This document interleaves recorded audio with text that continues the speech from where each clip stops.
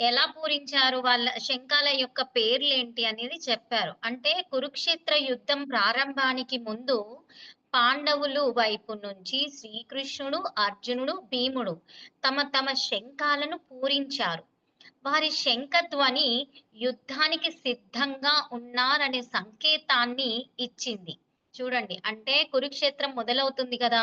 ఆ యుద్ధం మొదలయ్యే ముందు ప్రారంభానికి ముందు పాండవుల వైపు నుంచి కృష్ణుడు, అర్జునుడు, భీముడు వారి యొక్క శంఖాలను పూరించి, వారి శంఖధ్వని యుద్ధానికి సిద్ధంగా ఉన్నాము అనే ఒక సిగ్నల్ ఇచ్చారండి.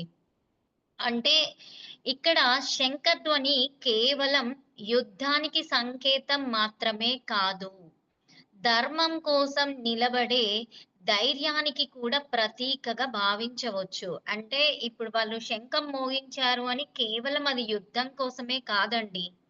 అది ధర్మం కోసం నిలబడే ధైర్యాన్ని కూడా ప్రతీకగా అంటే దానికి ఐడెంటిటీగా చెప్తున్నారన్నట్టు. శ్రీకృష్ణుడు చెప్పాం కదా!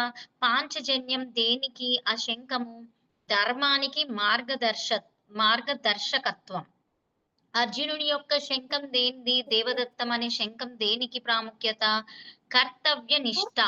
అంటే తను చేసే పనిని కర్తవ్యంగా నిర్వహించేస్తాడన్నట్టు. భీముడు పౌండ్రం. అంటే తన యొక్క శంఖం దేని గురించి? శక్తి, ధైర్యం.